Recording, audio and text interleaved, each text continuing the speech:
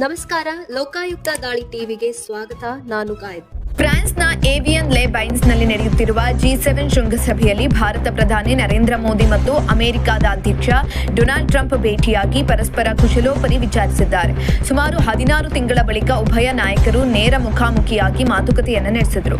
ಬಳಿಕ ಶೃಂಗದಲ್ಲಿ ಹೊಸ ಪಾಲುದಾರಿಕೆ ರೂಪಿಸುವುದು ಮತ್ತು ಅಂತಾರಾಷ್ಟ್ರೀಯ ಒಗ್ಗಟ್ಟಿನ ಪುನರ್ನಿರ್ಮಾಣ ಕುರಿತಾಗಿ ಅಧಿವೇಶನ ಉದ್ದೇಶಿಸಿ ಪ್ರಧಾನಿ ಮೋದಿ ಮಾತನಾಡಿದರು. ಇದೇ ಸಂದರ್ಭದಲ್ಲಿ ಅಮೆರಿಕದ ಮಿಲಿಟರಿ ದಾಳಿಯಲ್ಲಿ ಇತ್ತೀಚೆಗೆ ಸಾವನ್ನಪ್ಪಿದ್ದ ಭಾರತೀಯ ನಾವಿಕರ ವಿಷಯ ಪ್ರಸ್ತಾಪಿಸಿದರು.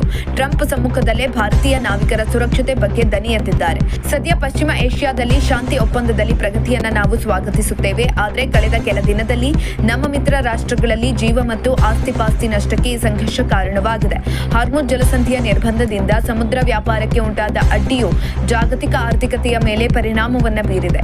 ಹಲವಾರು ಭಾರತೀಯರು ತಮ್ಮ ಪ್ರಾಣವನ್ನ ಕಳೆದುಕೊಂಡಿದ್ದಾರೆ ಅಂತ ಗಮನ ಸೆಳೆದಿದ್ದಾರೆ. ಇನ್ನು ಪಶ್ಚಿಮ ಏಷ್ಯಾ ಸಂಘರ್ಷದ ವ್ಯಾಪಕ ಪರಿಣಾಮ ಎತ್ತಿ ತೋರಿಸಿದ ಪ್ರಧಾನಿ ಸಮುದ್ರ ವ್ಯಾಪಾರದಲ್ಲಿನ ಅಡಚಣೆಗಳು ಮತ್ತು ಪ್ರಮುಖ ಹಡಗು ಕಾರಿಡಾರ್ಗಳಲ್ಲಿ ಕಾರ್ಯನಿರ್ವಹಿಸುವ ನಾವಿಕರು ಎದುರಿಸುತ್ತಿರುವ ಅಪಾಯಗಳ ಬಗ್ಗೆ ಗಮನ ಸೆಳೆದಿದ್ದಾರೆ. ಜಾಗತಿಕ ಸಮುದ್ರ ವ್ಯಾಪಾರದ ಮೂಲಕ ರಾಷ್ಟ್ರಗಳನ್ನು ಸಂಪರ್ಕಿಸುವ ನಾವಿಕರ ಸುರಕ್ಷತೆ ಖಚಿತಪಡಿಸಿಕೊಳ್ಳುವುದು ನಮ್ಮ ಸಾಮೂಹಿಕ ಜವಾಬ್ದಾರಿಯಾಗಿದೆ.